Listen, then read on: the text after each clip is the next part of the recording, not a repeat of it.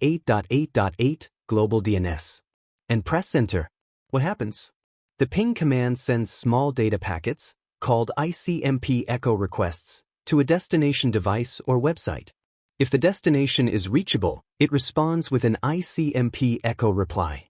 In simple terms, ping checks two things: whether the destination is reachable, how long it takes to respond. This is called latency. You'll see output like reply from IP address, time in milliseconds, TL value. If you see request timed out, it means the destination is not responding or there's a network issue. Network engineers use ping to quickly isolate problems, whether the issue is local, gateway-related, DNS-related, or internet-related. So whenever internet is not working, ping is one of the first diagnostic commands you should run.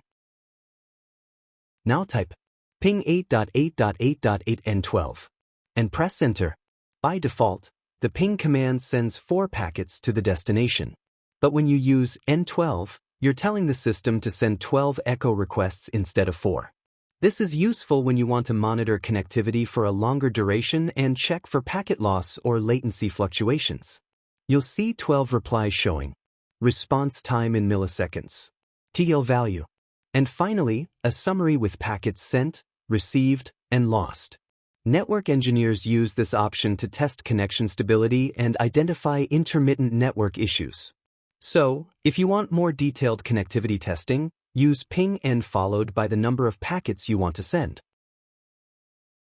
Now type ping 8.8.8.8 and press enter. Normally, the ping command sends only 4 packets and then stops. But when you use the T parameter, it sends ping requests continuously until you manually stop it. This is extremely useful for monitoring network stability in real time. If the connection drops even for a second, you'll immediately see request timed out on the screen. To stop the continuous ping, simply press Ctrl+C on your keyboard. You'll then see a summary showing packets sent, received, and any packet loss. Network engineers use ping T to detect intermittent connectivity issues and test link reliability. Same, you can ping other sites /IP also.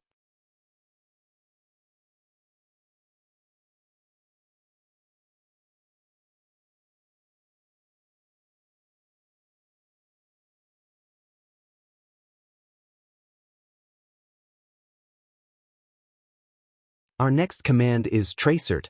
Now type tracertfacebook.com and press enter. The Tracert command stands for Traceroute. It shows the complete path that your data packets take from your computer to the destination server across the network. Here's how it works. When you run Tracert, your system sends packets with increasing TTL, time to live values. Each router along the path decreases the TTL by 1. When TTL reaches 0, the router sends a response back. This allows Tracert to identify each hop between your computer and the destination. In the output, you'll see hop number, response time in milliseconds, usually 3 attempts per hop, IP address or host name of each router. Each line represents a router between you and the destination. If you notice high latency at a specific hop, that could indicate congestion or delay at that router.